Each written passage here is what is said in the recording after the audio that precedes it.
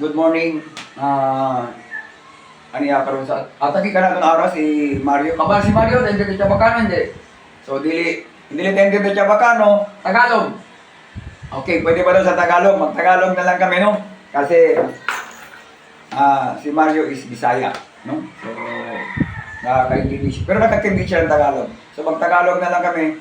Si Mario is galing ng Malaysia. galing Malaysia, no? So, pero nagka-problema siya dun sa Malaysia. Ano yung unang naramdaman mo dun sa Malaysia? Dito sa tiyan niya, para daw may tumutusok na kabiya, no? At saka ngayon, umuwi siya ng Pilipinas dahil nagpagamot na siya doon. Nung una, gumaling daw siya. Pero nung bumalik, pumunta siya sa doktor, nagkaroon ng, gumastos na ng malaki, no? So, hindi pa rin siya gumagaling, no? Okay lang kung mag-video kayo, okay lang. So, ngayon, nandito siya sa akin dahil ano yung problema na naramdaman mo ngayon, brother? Yung mata ko at tenga ko, hindi naman ako marinig. So, hindi na siya makarinig. Yung mata niya, namamaga konti, no? At saka yung tenga niya, hindi na siya ngayon nakakarinig, no? Yung kabila na lang, no? So, sabi ko sa kanya, titingnan din natin yan kung ano yung problema mo sa spiritual, no? So, kasi galing na siya doktor, nagpagamot na din siya dun sa Malaysia. So, ngayon dito naman siya sa Pilipinas, gusto niya rin magpagamot. Paano mo ko nakita? Paano mo nalaman dito yung pwesto ko? Dahil sa kaibigan mo. Okay, sige. Followers ko na yan kasi. Sige. Sige. Tingnan natin sa spiritual kung ano yung problema ng ating kapatid na si Mario. Sige. Okay, Mario. Ano talaga yung totoong pangalan mo sa binyag mo? Jewel. Joel. Yun yung totoong pangalan mo sa binyag. O, dito tayo sa Joel, ha?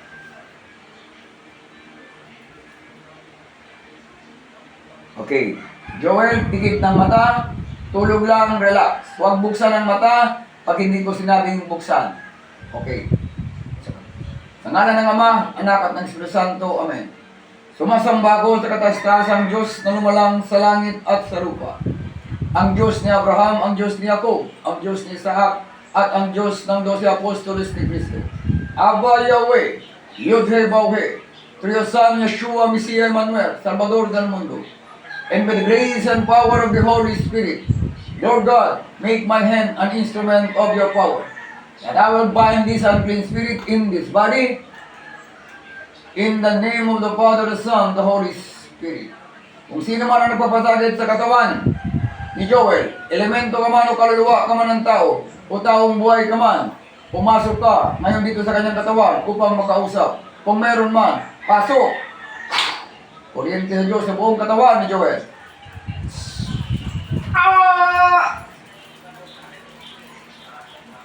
Kuryente ng Diyos sa buong katawan ni Joel sa pangalan ni Jesucristo. Pumasok kayo, kung sino man kayo, mag-usap lang tayo. Sa kapangyarihan ng ating katastasang Diyos, sa pangalan ni Yeshua. Apoy at kuryente ng Diyos sa buong katawan ni Joel. Pwede kang kausapin. Pwede kang kausapin kung sino ka man. Pwede kang kausapin. Ha? Sa pangalan ni Jesucristo, usap tayo. Pwede kang kausapin. Ha? Usap tayo. Ano ka? Elemento? Elemento ka ba? Usap tayo. Pag elemento ka, magsabi ka oo. Pag hindi, sabihin mong hindi. Kung kaluluwa ka, magsabi ka rin kung kaluluwa ka. At kung taong buhay, sabihin mo na taong buhay ako. Sa pangalan ng Jesucristo, anong klaseng nilalang ka? Ayaw magsabi. Matigas. Ang lahat ay luluhod, nilalang man sa langit o sa lupa. Kayo ay luluhod sa pangalan ng aking katastasang Diyos. In the name of Yeshua. Kuryente at apoy ng Diyos, 5,000 volts. Taong buhay! Ha? Taong buhay! Taong buhay ka. Babae ka, lalaki. Babae ka, lalaki. Lalaki ka. Okay, lalaki. Anong ginawa mo sa katawan ng lalaking ito? Anong ginawa mo sa lalaking ito? Anong ginawa? Anong ginawa? Ha? Anong ginawa sa katawan na ito? Meron ka bang ginawa? Wala. Meron. Ano to? Galit, inggit. Galit, inggit. Galit.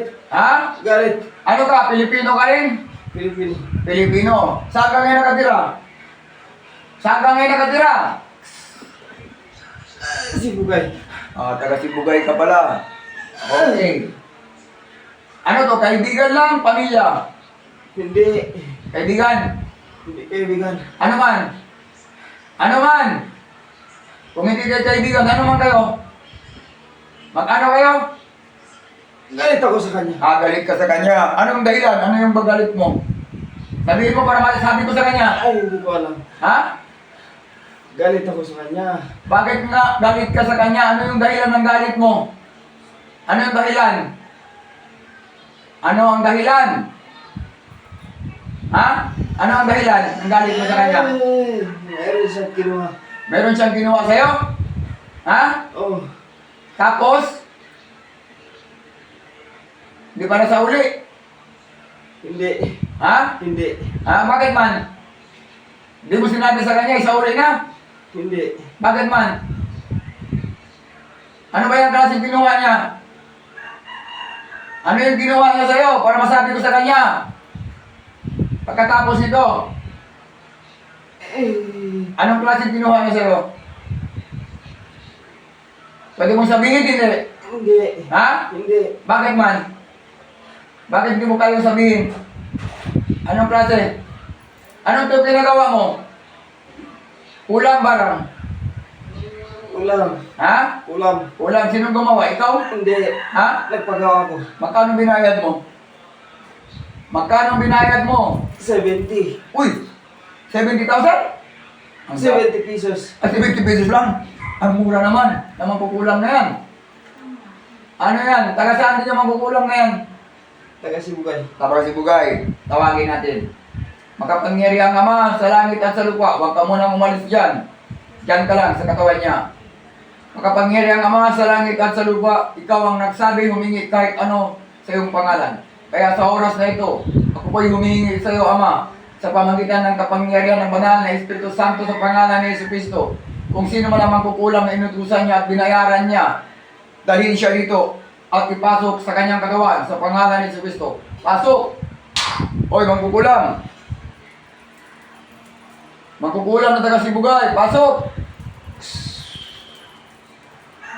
Saan ka man ngayon naroon sa apat ng sulok ng mundo, mangkukulang na taga Sibugay, pumasok ka na yung binayaran na 70 pesos. Pasok! Kuryente at apoy ng Diyos. Hindi ka makakatakas. Natawagin pa rin kita. Akala mo, ang lahat ay luluhod sa pagkakapangyarihan ng kataas-taas ng Diyos. Nilalang ka man sa langit o sa lupa, ikaw ay luluhod. Mangkukulang na taga Sibugay, tinatawag ka. Yung binayaran na 70 pesos, pasok dito sa katawan ng lalaking ito. Sa utos ng kataas-taas ng Diyos. Pasok. Ay, ay. Ah! Oh, ikaw na mangkukulang? Ah! Ikaw na ba? Ah! Oh, kala mo magtatakas ka. Anong ginawa mo dito sa lalaking ito? Ano ang utos sa'yo? Ano ang utos? Ipapatay siya. Ah, ipapatay. Ano yung nilagay mo sa mata niya at sa tenga niya? Tinusok ko. Ah, tinusok mo. Ano yung tinusok mo dyan? Pako! Pako. Oh, sige, tanggalin mo na. Umpisahan mo na.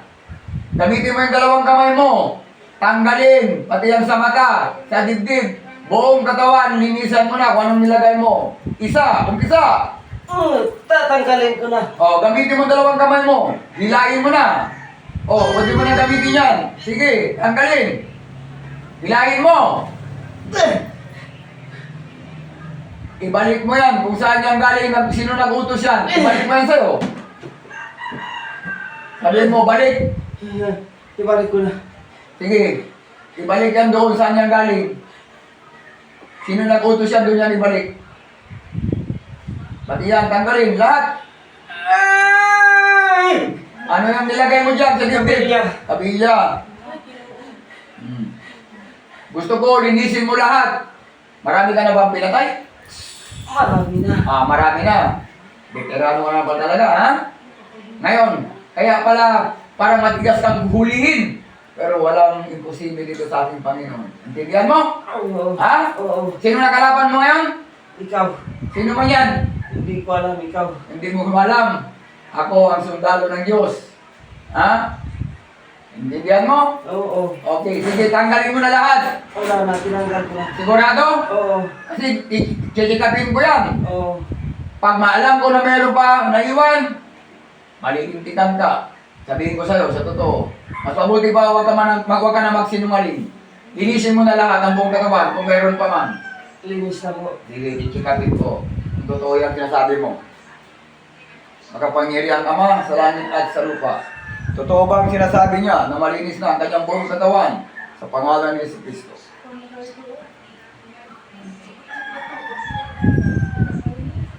Pasensya ka lang. Ako ay sumusunod lamang sa utos ng ating kataas-taasang Diyos.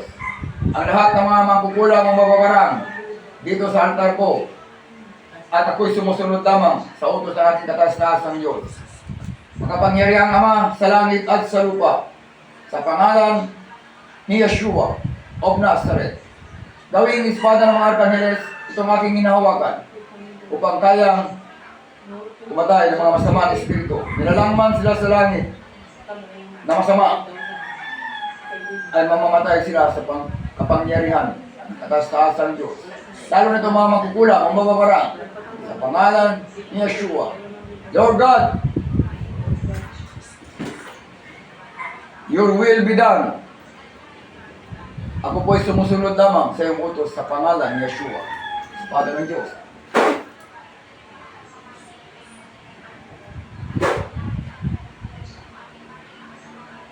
Ang lahat ng sumusuway sa utos ng Diyos, mamamatay.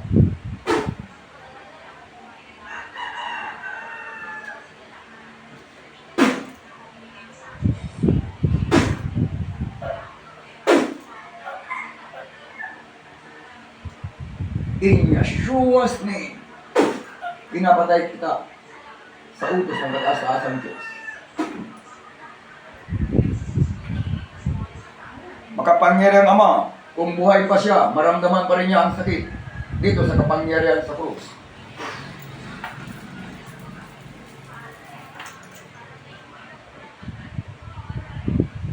May lumabas o. Animal. Oh, pinatay ko, dugo na lang, oh.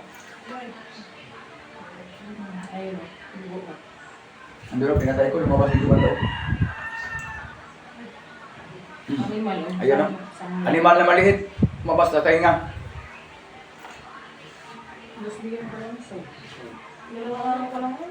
Tinatawag ang nag-utos sa kapangyarihan ng kataas-taasang Diyos. Pasok! Hoy, ikaw! Ang nag-utos, tinatawag ko ulit. Pumasok ka. Ano man? Gawa mong bagay ulit? Hindi na. Ha? Hindi na. Pag gumawa, anong gawin ko sa'yo? Patayin. Okay. Ikaw ang nagsabi, ha? Makapangyarihang Ama. Ano man?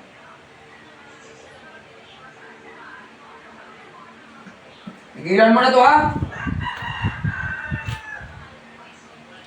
Tigilan mo, hindi? Tigilan na. Tigilan. Tigilan. Okay. Bago kita pakawalan, bigyan muna kita ng regalo para hindi ka na uulit-ulit.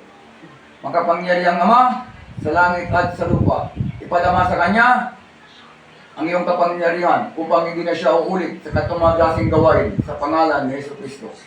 Kuryente ng Diyos, 5,000 volts sa buong katawan.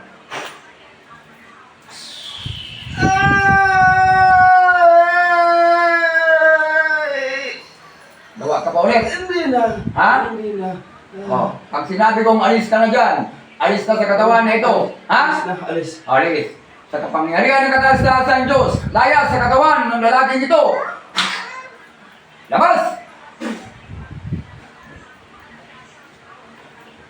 Sa kapangyarihan ng kataas-taasang Diyos, sa pangalan ni Jesucristo, Joel, gising! Pusong mata mo, Joel. Gising ka. Kumusta pakiramdam mo? Nakakarinig ka na? Nakakarinig na? Anong nangyari sa'yo? Tubig. Saan yung tubig? Ha? Magkano ang pakiramdam mo? In the name of the Father, the Son, the Holy Spirit. Amen. God the Father, bless this water to become a sacramental water to give healing both body, mind, and spirit of joy. And all evil attack, whether they came from air, water, fire, ground, or underground, or in the little world, must be banished by this precious water that you bless. In your name, the Father, the Son, the Holy Spirit. Amen. Glory to the Father, Son, the Holy Spirit. Amen. Yan pa ng tubig. So, nagpapasalamat tayo dahil nakatulong tayo agad ulit sa ating kapatid na si Joel na galing pang Malaysia, no? So, dahil lang sa galit, no? Kaya tinusok ng kabilya dito, nilagyan ng pako sa tenga, no? At saka may nilagay din sa mata. Baka yun yung parang maliit na ano lumabas kanina doon, no? Maliit na animal na pinatay ko, no? So, anong pakiramdam mo ngayon, brother? Pakiramdam mo? Okay na. Okay na. So, sabi mo, thank you, Jesus, no, na tinulungan mo ako at iyong pinagaling. Sabi mo. Thank you po, Lord. Sabi mo, Lord Jesus Christ. Lord Jesus Christ, thank you po. No? So, again, this is your brother Noel na nagpapasalamat tayo. Shout out sa lahat ng aking mga followers. 28K followers. Shout out sa inyo, brother Kimoy, brother Edward, brother JR, brother Adiver pala, brother, sa lahat ng mga warriors of God dito sa Zamboanga City, no? So, patuloy tayo sa ating magandang gawain, sa pagtulong sa ating kapwa-tao to give glory to the Father, the Son, and the Holy Spirit. Again, this is your brother Noel na nagsasabi sa inyo, manalig tayo palagi sa Panginoon, elevate your faith, no? Ako, wala akong kapangyarihan kung hindi sumusunod lamang ako sa salita ng ating Panginoong Jesus na siya ang nagsabi. In John 14:12, dito ako na-touch sa salita ng ating Panginoong Jesus. Nung sinabi niya sa John 14:12, whoever believes in me can do the same work as I do. Grabe ang pangako ng ating Panginoong Jesus. At sa John 14:14, sinabi niya, ask whatsoever in my name, in it shall be granted to you. Dito lang ako, etong salita ng ating Panginoong Jesus, ito yung aking pinanghahawakan. Walang iba. Dahil makapangyarihan ang salita ng Diyos. Ang importante lang sa atin, maniwala sa kanyang salita. Kasi ang daming naniniwala sa Diyos, pero hindi naniniwala sa salita ng Diyos. No? Again, this is your brother Noel. God bless us all. Bye-bye. Brother, bye-bye sa ating mga followers. Thank you. Siya ngayon, galing Malaysia. Again, bye-bye. God bless.